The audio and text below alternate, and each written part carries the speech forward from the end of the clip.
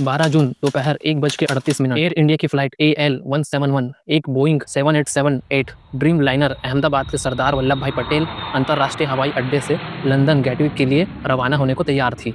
विमान में कुल 242 लोग सवार थे, 230 यात्री और 12 क्रू मेंबर्स। इनमें से 169 भारतीय, 53 ब्रिटिश, 7 पुर्तगाली और 1 कनाडाई नागरिक शामिल थे। कॉकपिट में थे कैप्टन सुमित सबरवाल, जिनके पास 8,200 घंटे से अधिक का उड़ान का अनुभव था। उनके साथ को पायलट, जिनके पास 1,100 घंटे की उड़ान का अनुभव था। फ्लाइट ने दोपहर 1:39 पर रनवे 23 से टेक ऑफ किया, लेकिन महज 30 सेकंड के भीतर ही पायलट ने ATC को मेडे कॉल भेजा, जो किसी गंभीर आपातकाल की चेतावनी होती है। इसके तुरंत बाद विमान का संपर्क टूट गया।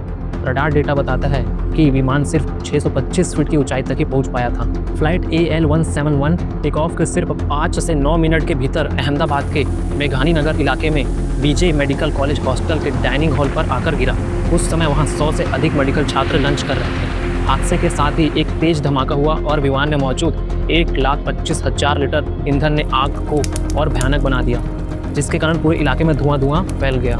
रेस्क्यू ऑपरेशन तुरंत शुरू हुआ। फायर ब्रिगेड, पुलिस, एम्बुलेंस और NDRF की कुल 6 टीमें 3 गांधीनगर से और 3 वडोदरा से घटनास्थल पर तैनात की गई। रात भर राहत और बचाव कार्य चला। 242 लोगों में से सिर्फ एक व्यक्ति, विश्वास कुमार रमेश, इस हादसे में चमत्कारी रूप से बच पाए। वह ब्रिटिश नागरिक है और सीट नंबर 11A पर बैठे थे, जो इमरजेंसी एग्जिट के पास थी। उन्होंने विमान से कूदकर अपनी जान बचाई। फिलहाल उनका इलाज अहमदाबाद सिविल हॉस्पिटल में चल रहा है। भयावह हादसे में जमीन पर भी जान माल का भारी नुकसान हुआ है।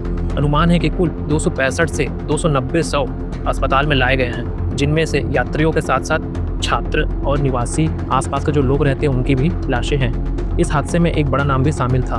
गुजरात के पूर्व मुख्यमंत्री विजय रूपाणी, जो फ्लाइट में सफर कर रहे थे, उनकी भी मृत्यु हो गई। भारत के एयरक्राफ्ट एक्सीडेंट इन्वेस्टिगेशन ब्यूरो ने जांच शुरू कर दी है। अमेरिका के NTSB, FAA और ब्रिटेन की AAIB ने भी इसमें शामिल हो गई है। बोइंग और GE एरोस्पेस के विशेषज्ञ भी मौके पर पहुंच रहे हैं। ब्लैक बॉक्स रिकवर कर लिया गया है और उसके डेटा से यह पता चल सकेगा कि क्या यह दुर्घटना तकनीकी खराबी के कारण हुई है या मानवीय त्रुटि या किसी और कारण से हुई है।